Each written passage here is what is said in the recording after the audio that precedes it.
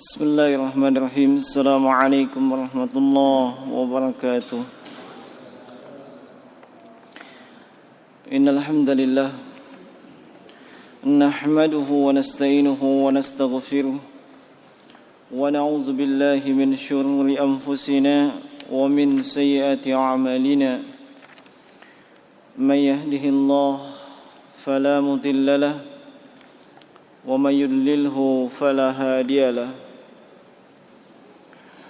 أشهد أن لا إله إلا الله وحده لا شريك له إياه نعبد وإياه نستعين وأشهد أن محمدا عبده ورسوله المبعوث رحمة للعالمين صلى الله عليه وعلى آله وأصحابه ومن تبعهم بإحسان إلى يوم الدين. Summa amma ba'd. Ma'asyiral muslimin wal muslimah, bapak-bapak, ibu-ibu dan hadirin sekalian, rahimani wa rahimakumullah. Alhamdulillah, kita bersyukur kepada Allah Subhanahu wa taala atas segala limpahan nikmat dan karunia yang masih senantiasa dilimpahkan kepada kita sampai dengan saat ini, sampai dengan detik ini. Dan kita baru saja menyelesaikan salah satu kewajiban sebagai hamba yang telah dibebankan kepada kita semua, kepada setiap yang mukallaf, muslim muslimah, yaitu salat 5 waktu. Dan kita menyelesaikan salat 5 waktu, khusus salat maghrib tadi, dan kita tutup dengan astaghfirullah. Ini suatu hal yang luar biasa, suatu ibadah yang agung. Kita berhasil menyelesaikannya, itu malah ditutup dengan astaghfirullah, bukan alhamdulillah. Dan banyak ibadah-ibadah yang agung yang lainnya juga ditutup dengan astaghfirullah. Apakah itu salat lail, salat malam, yang merupakan salat yang paling terbaik setelah salat 5 waktu, atau salah satu daripada rukun Islam yang dipersyaratkan mesti memiliki kemampuan, yaitu ibadah haji, itu pun ditutup dengan istighfar. Dan tatkala Nabi SAW memenangkan sebuah peperangan, yang peperangan tersebut menunjukkan kemenangan Islam secara monumental, itu Fathul Makkah, itu pun Allah perintahkan untuk fasabbih bihamdi rabbik wastaghfir, untuk beristighfar. Hal itu untuk menunjukkan bahwasanya prestasi ibadah yang sudah kita lakukan itu bukan semata-mata disebabkan kehebatan kita, tapi itu adalah karunia, nikmat dari Allah Subhanahu wa taala. Tidak akan bisa kita menegakkan semua ibadah tanpa ada dukungan, fasilitas, nikmat dan karunia Allah. Dan itu juga menunjukkan bagaimanapun kita berusaha memaksimalkan potensi yang kita miliki untuk beribadah dengan sebaik-baiknya, pasti masih ada kekurangan di sana sini. Nah, olehnya itu ditutup dengan istighfar. Taib. Kemudian kita masuk ke pelajaran kita di tafsir surah Al-Buruj. Sudah masuk di ayat yang bagian-bagian akhir, ayat yang ke-20 kalau tidak salah ya. Taib. Hari ini tanggal berapa?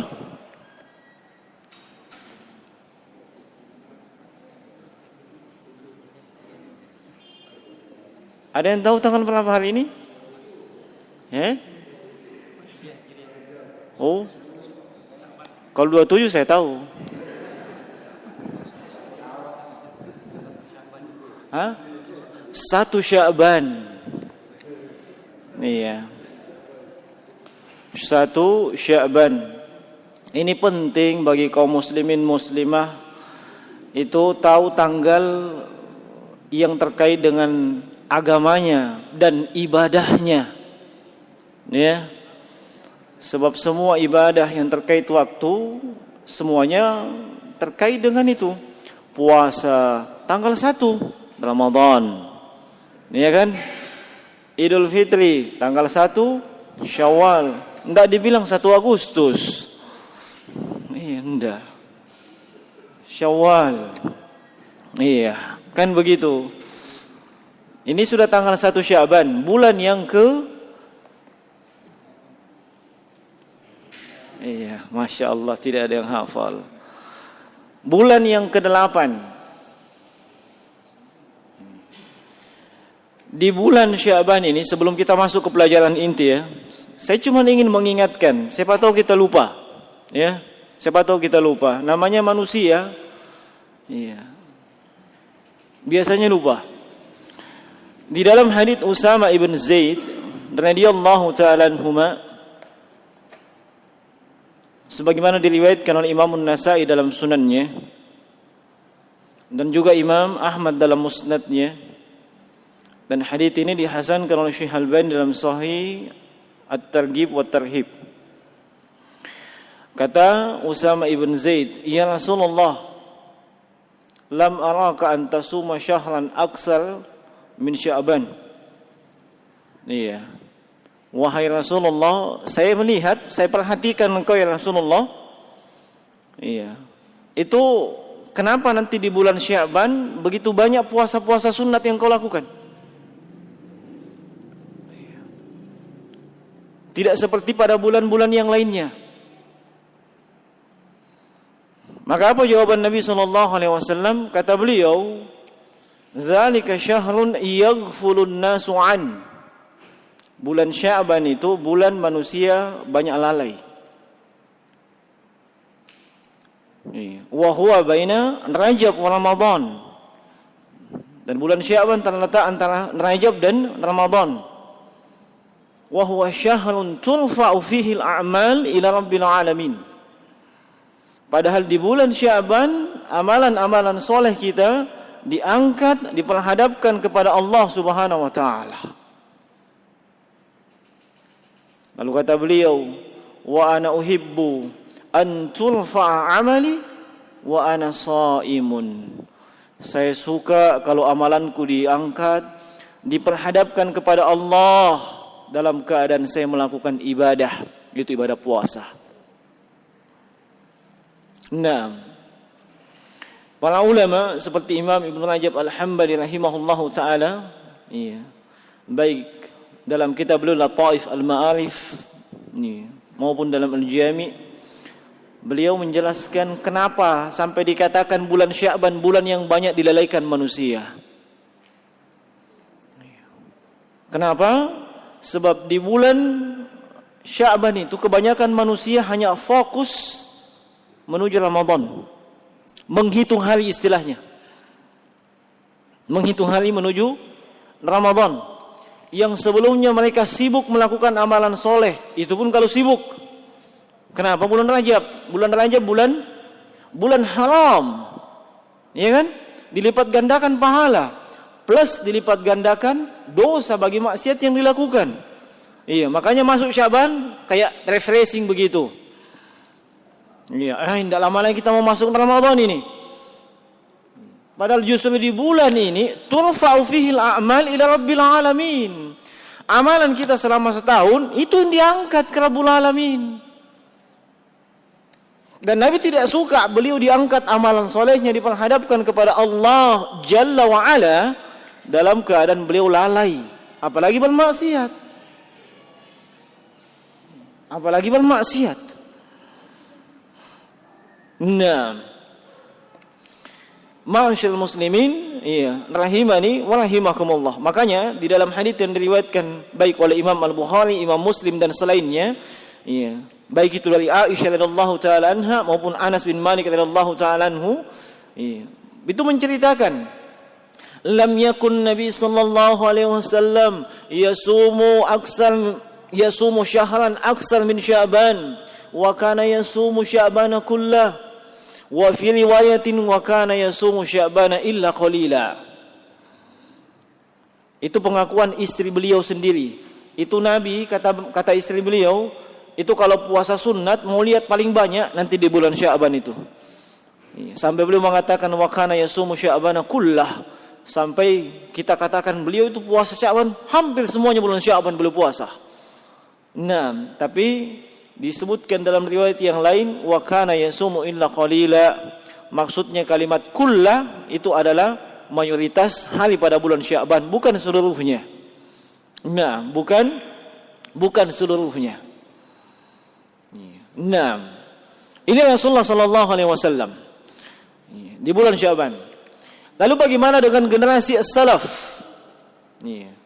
Generasi pendahulu, salaf itu pendahulu. Saya ingatkan sekali lagi jangan salah faham. Salaf itu secara bahasa sin, lam, fa. Silahkan cari di kamus Lisanul Arab. Itu maknanya al-mutaqaddimin, yang terdahulu. Nah, para salaf baik dari kalangan sahabat, tabi'in dan tabi'ut tabi'in itu perhatikan bulan Sya'ban. Begitu perhatian bulan Sya'ban. Sampai sebahagian dari mereka kalau sudah mau masuk Sya'ban, apa kata mereka? Hadza syahrun al-qurra. Ini bulan-bulannya untuk membaca Al-Qur'an ini. Bulannya untuk membaca Al-Qur'an. Nah, sampai ada yang namanya Amr ibn Qais al-Mula'i. Itu kalau kita baca kisahnya dianggap ekstrim. Al-Amr ibn Qais al-Mula'i itu kana idza dakhala Sya'ban yaghliqu diwanahu wa yatafarraq fil qira'ah wa qala tuba liman aslaha qalbahu qabla Ramadan. Kalau kita baca kisahnya dibilang ekstrim dia. Apa yang beliau lakukan? Kalau sudah masuk mulai Sya'ban, usahanya tutup semua. Kemudian apa? Fokus membaca Al-Quran. Lalu beliau mengatakan, sungguh beruntung bagi orang yang hatinya sudah diperbaiki sebelum masuk Ramadan. Itu pendahulu kita. Bagaimana menyikapi bulan Sya'ban ini? Nah, mungkin ada nanti yang bertanya, wah kalau begitu kita minta cuti aja ini. Tidak mesti begitu. Nah, atau yang punya usaha, wah tutup usaha ini. Nah, Nabi tidak tutup usaha. Disebutkan kisah seperti itu, penekanan dari sisi perhatian mereka di bulan Sya'ban. Perhatian mereka di bulan Sya'ban. Imam Ibn Rajab menyebutkan kenapa Nabi puasa banyak di bulan Sya'ban. Kenapa para pendahulu kita yang saleh itu perhatian di bulan Sya'ban. Hikmahnya sudah disebutkan tadi satu, turfa'u fihi al-amal dalam bil alamin. Yang kedua kata Imam Ibn Rajab, anna siyama fi Sya'ban tamrin wal istidad. Puasa di bulan Sya'ban itu tamrin. Apa itu tamrin? Latihan. Nabi bilang orang pemanasan. Sehingga ketika masuk Ramadan sudah biasa. Kemudian beliau mengatakan walamma kana fi Ramadan, dan ketika di bulan Ramadan ibadah yang disyariatkan itu adalah as-siyam wal qiraatul Quran wa kadzalika fi Sya'ban istidadan lah. Karena di bulan Ramadan ibadah yang sangat disyariatkan adalah puasa dan membaca Al-Quran, maka demikian pula di bulan Sya'ban. Supaya apa? Tidak kaget ketika masuk di bulan Ramadan. Dan apa yang boleh sebutkan kenyataan, realita. Mereka yang tidak pernah puasa, jangankan Senin Kamis, apalagi puasa Daud, kadang juga nazar, tunda-tunda. Dia hanya puasa bulan Ramadan tiba-tiba masuk Ramadan lagi. Hari pertama apa? Biasanya banyak yang buka. Kenapa? Lupa. Kenapa lupa? Tidak biasa. Nanti lewat 5-10 hari pertama baru stabil, bisa beradaptasi. Iya, memang butuh adaptasi kalau tidak biasa. Seandainya biasa tidak butuh adaptasi. Membaca Al-Quran, target 1 hari 1 juz. Bisa, tapi asal dibaca. Kadang cuma dilihat di hati, nanggap tidak baca. Padahal, iya, itu para ulama menyebutkan zikir Quran ketika dibaca, kalau tidak digerakkan di tulisan, tidak membaca namanya. Itu cuma mengamati. Nah, masuk bulan Ramadan sudah. Mau 1 juz mungkin bisa difokuskan. Hari pertama 1 juz. 1 juz itu 10 halaman. Iya. 10 halaman. Nah, selama ini 1 halaman saya setengah mati. Nah, masuk 10 halaman, 20 halaman. Ya, mungkin banyak yang punya target. Saya sudah masuk pertengahan Ramadan sudah 2 kali khatam.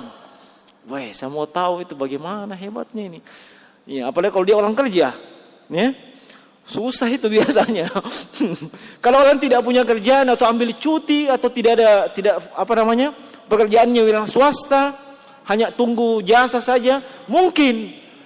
Tapi kalau orang yang sibuk, di kantoran, saya tidak yakin. Kecuali dia curi-curi waktu. Iya, sambil di kantor baca, begitu bos ada tutup lagi. Iya. Nah, ini istiqdar dan jemaah sekalian. Olehnya di bulan Syaban ini jangan kita masuk dalam kategori yang disebutkan Nabi lalai, ya. Iya, usahakan ada muam-muam puasa di bulan ini supaya siap-siap nanti masuk di bulan Syaban. Ini yang pertama. Yang kedua terkait dengan nisfu Syaban nanti. Nisfu Syaban itu ada. Namanya nisfu tengah. Syaban. Jadi tengah Syaban. Ada itu. Iya, jangankan nisfu Syaban, nisfu Ramadan juga ada. Namanya nisfu, pertengahan. Nisfu Rajab juga ada. Semuanya bulan pasti ada nisfunya. Iya. Kan begitu. Rumah saja punya nisful bait, pertengahan rumah. Hanya yang perlu kita perhatikan, tidak ada amalan tertentu di malam nisfu Syaban. Tidak ada amalan khusus. Ya. Tidak ada salat tahajud khusus, zikir khusus, khusus, ini khusus, itu tidak ada. Iya. Nah, kenapa? Nabi tidak khususkan itu. Yang ada cuma dalil umum. Ibadah secara umum. Iya. Karena Nabi tidak khususkan, jangan kita khususkan.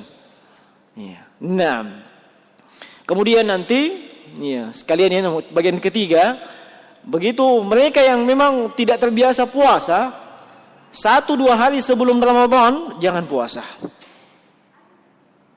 Dengan tujuan siap-siap, siapa tahu Muhammadiyah benar. Siapa tahu pemerintah benar. Ya, itu kalau misalnya kan, kalau biasanya kan tiap tahun ini sudah tentukan tanggal, ini belum. Dia mesti melihat hilal. Nah, jangan sampai ada di antara jemaah, jangan sampai Muhammadiyah benar, puasa memang kak saya. Jangan. Iya. Semua ibadah perlu ada persyaratannya. Sholat pasti ada syaratnya. Apa syaratnya sholat? Masuk waktu.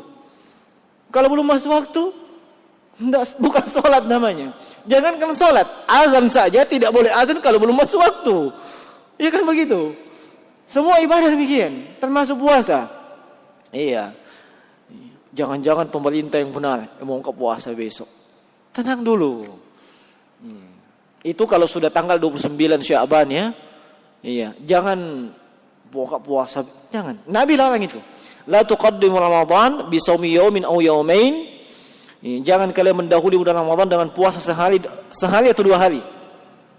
Illa rajulun kana yasumu shawman falyasumhu. Kecuali memang yang punya kebiasaan puasa sunat bertepatan dengan hari itu. Tidak ada masalah. Tapi kalau nanti mau puasa pas itu, jangan. Apa hikmahnya? Untuk membedakan mana ibadah yang sunat, mana ibadah yang wajib. Ramadan wajib, ya. Sementara kita mau puasa jangan sampai itu sunnat. Taib. Ini beberapa yang hendak saya ingatkan di kesempatan ini. Kita kembali ke pelajaran, mudah-mudahan selesai ini malam. Itu surah Al-Buruj. Di ayat yang ke-20, Allah Subhanahu wa taala berfirman, setelah sebelumnya Allah menyebutkan tentang orang kafir yang balil ladzina kafaru fi takdzib, yang senantiasa mendustakan Nabi sallallahu alaihi wasallam. Kemudian Allah berfirman, wallahu min waraihim muhit. Iya, kalimat him atau domir him itu kembali kepada orang kafir. Kembali kepada orang kafir. Iya. Kalau makna tekstualnya, Allah Subhanahu wa taala dari belakang mereka, dari belakang mengepung mereka. Iya. Mengepung orang kafir. Maksudnya apa? Kalimat muhit itu ahata, yuhitu, ihatatan, muhit. Ia maksudnya meliputi segala sesuatu. Meliputi segala sesuatu. Dan makna ayat ini, Allah Subhanahu wa taala Maha mengetahui apa yang dilakukan oleh orang kafir. Mereka mendustakan Nabi, Allah tahu itu. Iya. Mereka tidak menerima ajaran Nabi, Allah tahu itu. Nah, dan ketika Allah Subhanahu wa taala Maha mengetahui hal tersebut, pengetahuan Allah itu muhitun, mencakup segala sesuatu. Tidak ada satupun yang luput dari jangkauan, pengawasan dan ilmu Allah Subhanahu wa taala. Tidak ada satupun yang lolos. Di ayat yang lain disebutkan dalam surah An-Nisa 126, Allah Subhanahu wa taala berfirman, "Walillahi ma fis samawati wa ma fil ard, wa kana Allahu ala kulli syai'in muhita." Milik Allah langit dan bumi. Dan adalah Allah Subhanahu wa taala pada segala sesuatu, itu pengetahuannya meliputi. Maksudnya pengetahuan Allah meliputi segala sesuatu. Tidak ada yang bisa lepas. Tidak ada satupun, jangankan satupun, secuil pun tidak ada yang bisa lolos dari pengetahuan Allah Subhanahu wa taala. Dan ini merupakan ancaman ya. Iya, kata Syekh Abdul Rahman Nasir As-Sa'di, ancaman buat orang kafir yang mendustakan Nabi sallallahu alaihi wasallam. Apakah orang kafir tersebut orang kafir yang keras kepala atau orang kafir yang tidak mau tahu? Bukan orang kafir yang tidak tahu. Iya. Dibedakan. Orang kafir yang tidak tahu belum sampai kepadanya hujjah. Dengan orang kafir yang tidak mau tahu. Beda itu. Iya. Nah, hukumnya juga beda. Orang kafir yang tidak tahu memang belum sampai ilmu kepadanya, tidak ada yang menyampaikan kepada dia. Tapi yang tidak mau tahu sampai ilmu, cuman ogah dia dengar. Seperti kaumnya Nabi Nuh. Iya, kullama da'autuhum wastaghshaw thiyabahum wa asal wastakbaru istikbara. Datang Nabi Nuh menyampaikan, disampaikan, tutup telinga. Plus pakai sarung, tutup semua. Jadi tidak ada masuk. Ini namanya tidak mau tahu. Beda dengan yang tidak tahu sama sekali. Yang tidak tahu sama sekali itu tidak ada hukuman. Sebagaimana tidak ada dosa. Jadi pahami? Ya. Misalnya, memang sama sekali tidak tahu. Dia tinggal di hutan memang. Tidak tahu ada kewajiban sholat, tidak tahu ada kewajiban puasa. Begitu dia tinggalkan kewajiban sholat puasa, tidak tahu memang, tidak punya ilmu. Itu tidak ada dosa bagi dia. Beda dengan mereka yang tinggal di tengah kaum muslimin. Iya, kenapa tidak puasa? Kenapa tidak mau sholat? Mungkin tidak mau tahu. Kenapa? Sudah datang penceramah, disampaikan begini, ogah, tidak mau dengar. Ini namanya tidak mau tahu. Yang tidak mau tahu ini masuk semua. Yang kena ancaman tersebut sebab hujjah, dalil, ilmu sudah sampai, cuman dia ogah, tidak mau tahu. Ma'asyiral muslimin, rahimani wa rahimakumullah. Wallahu min waraihim muhit. Tidak ada satupun yang lepas dari jangkauan Allah Subhanahu wa taala. Dan sangat mudah ketika Allah ingin menghancurkan suatu kaum, sangat mudah. Nah, kemudian Allah Subhanahu wa taala berfirman, bal huwa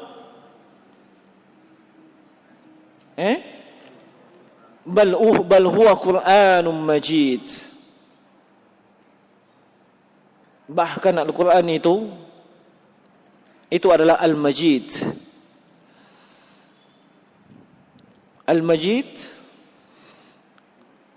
dilihat dari sisi asma' wa sifat, dia salah satu dari nama Allah Subhanahu wa taala. Al-Majid yang bermakna zu azmatin, yang memiliki keagungan dan kemuliaan yang banyak dan berlimpah. Wazannya fa'il, sama dengan qadir. Ya kan? Qadir itu kan kekuasaan yang tidak ada batasnya. Wazannya atau polanya fa'il. Ini majid. Nah, itu kalau dari sisi asma wa sifat. Di sini Allah Subhanahu wa taala menyebutkan Al-Qur'an memiliki sifat Al-Majid, yang memiliki keagungan di dalamnya dan kemuliaan di dalamnya tanpa batas. Tidak memiliki batasan. Ayat ini membantah siapapun dari kalangan kaum musyrikin yang mereka mengatakan Al-Quran itu adalah asatirul awwalin. Apa itu asatirul awwalin? Disebutkan dalam beberapa ayat dalam Al-Quran. Asatirul awwalin itu adalah dongeng cerita al-awwalin, orang-orang terdahulu. Nah, disebutkan dalam beberapa ayat. Itu ucapan orang kafir itu. Nah, yang mengatakan Al-Quran cuma dongeng itu. Ucapan-ucapan terdahulu. Mau dibodoh-bodohi dengan itu katanya. Nah, dibantah oleh Allah Subhanahu wa taala. Qur'anun Majid. Yang memiliki kemuliaan dan keagungan. Kata Syekh Muhammad bin Shalih Al-Utsaimin, wa wasafa al-Qur'an bi annahu majidun la ya'ni anna al-majd wasfun lil Qur'ani nafsuhu faqat. Allah mensifati Al-Qur'an sebagai majid, bukan maksudnya semata-mata Al-Qur'an itu saja yang disifati dengan majid. Iya. Bal huwa wasfun lil Qur'an wa liman tahammala hadzal Qur'ana fahamalahu wa qama biwajibihi min tilawati haqqa tilawati fa innahu sayakunu lahumul majd wal izza war raf'ah. Maksudnya apa jemaah sekalian? Allah memuji Al-Quran sebagai sesuatu yang agung, memiliki kemuliaan yang sangat luas, tidak ada batasnya. Itu tidak hanya berlaku bagi Al-Quran, tapi itu juga berlaku bagi siapapun yang memuliakan Al-Quran. Yang memuliakan Al-Quran. Bentuk memuliakan Al-Quran pertama tentu dengan membacanya dengan baik, memperhatikannya, yang punya kemampuan menghafalnya, memahami makna dan kandungannya sebagaimana yang kita lakukan saat ini. Haqqa tilawati, membacanya dengan bacaan yang betul, memahami, mentadabburi, mengamalkan, menjadikannya sebagai pedoman dan tuntunan, bukan sekedar perhiasan, apalagi tolak balah. Ya. Nah, bukan hanya sekedar perhiasan apalagi tolak balah. Nah, dan Allah Subhanahu wa taala mengangkat derajat suatu kaum di sisinya itu disebabkan Al-Qur'an. Allah menghinakan suatu kaum juga disebabkan oleh Al-Qur'an. Meskipun kaum tersebut tinggi di sisi manusia, hebat di sisi manusia, dimuliakan, disanjung di sisi manusia, tapi kita lihat sikapnya terhadap Al-Quran. Di dalam hadits yang diriwayatkan oleh Imam Muslim dari sahabat Umar bin Khattab radhiyallahu taala anhu, Rasulullah sallallahu alaihi wasallam bersabda, "Inna Allah yarfa'u bihadzal kitabi aqwaman wa yadha'u bihi al-akharin." Sungguhnya Allah Subhanahu wa taala mengangkat derajat dan kedudukan suatu kaum dengan Al-Qur'an. Dan menghinakan, merendahkan kaum yang lain juga disebabkan oleh Al-Qur'an. Maksudnya apa? Siapa yang membacanya, memperhatikannya, menjadikannya pedoman, menjadikannya tuntunan, mengamalkan isi dan kandungannya, Allah angkat derajatnya sebab dia majid. Sebaliknya, yang tidak memperhatikan Al-Quran, melecehkan Al-Quran, Allah hinakan dia. Meskipun mungkin seluruh manusia memuliakan dia. Ia pandangan manusia demikian, tapi di sisi Allah hina. Di sisi Allah itu hina.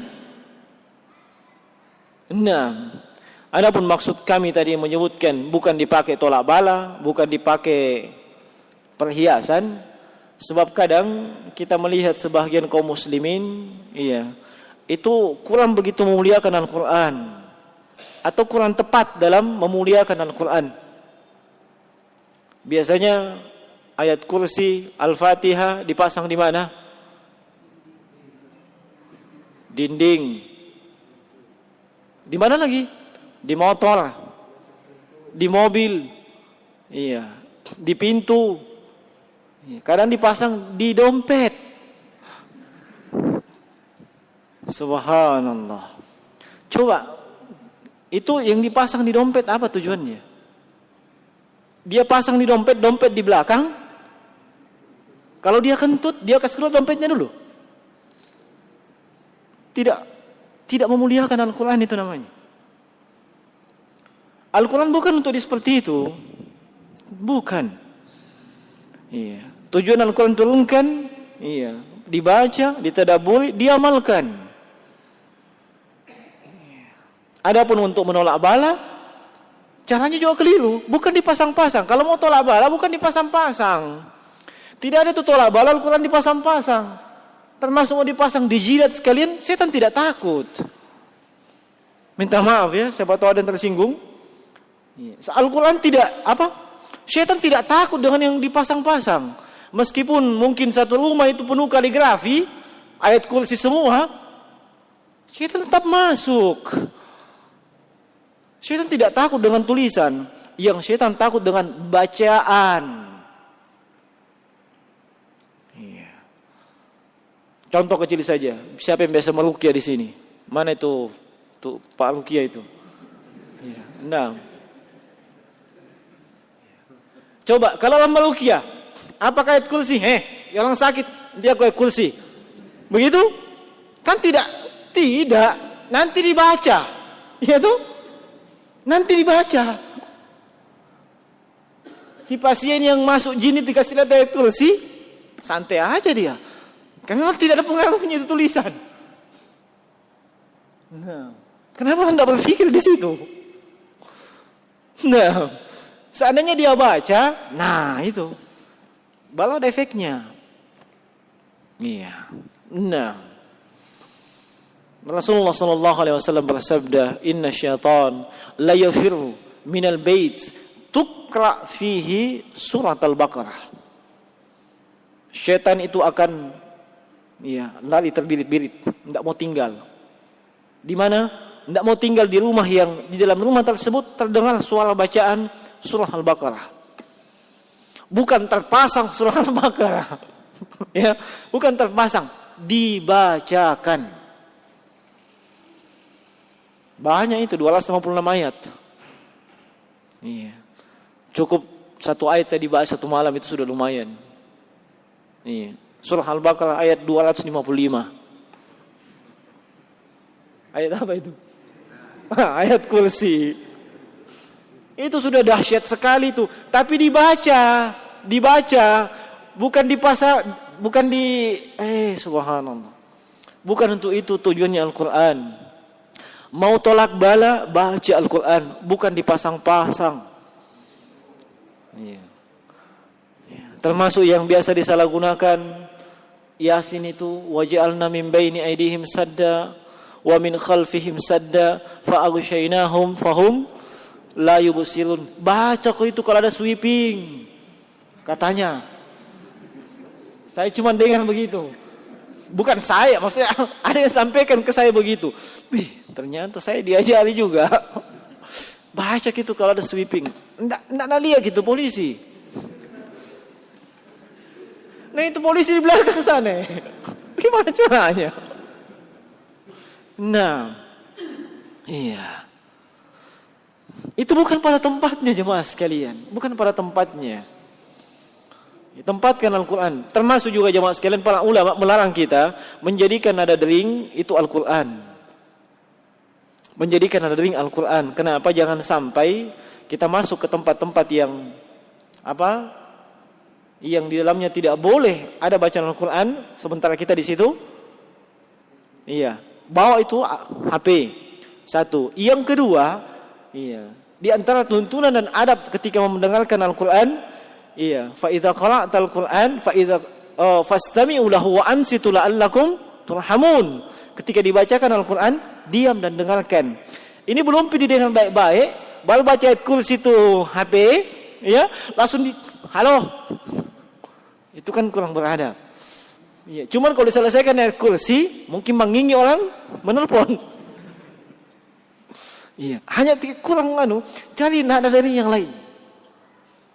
Iya. Cari nada dari yang lain. Al-Quran bukan untuk itu diturunkan. Nah, termasuk bukan untuk dijadikan jimat. Iya.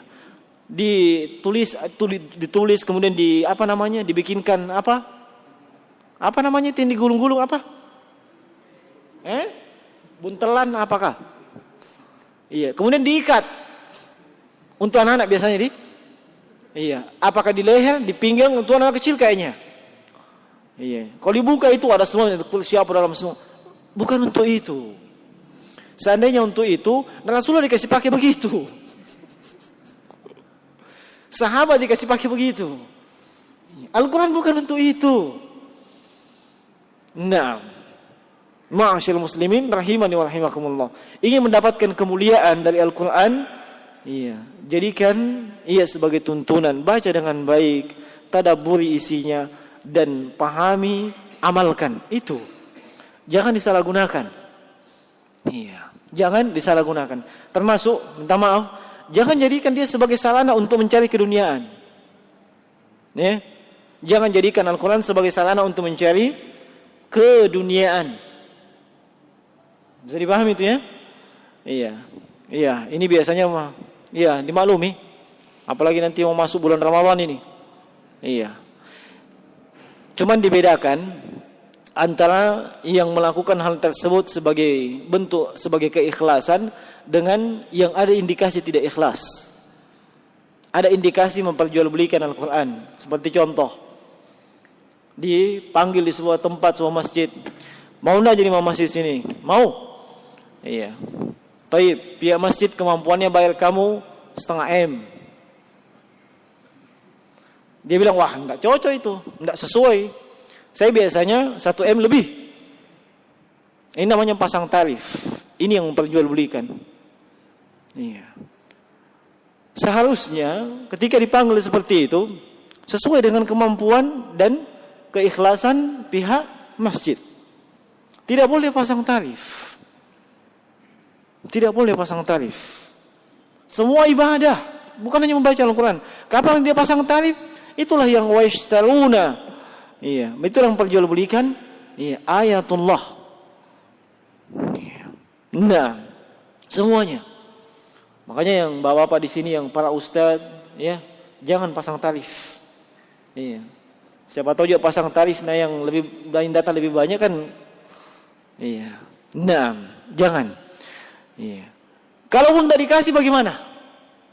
Bagaimana pun tidak dikasih?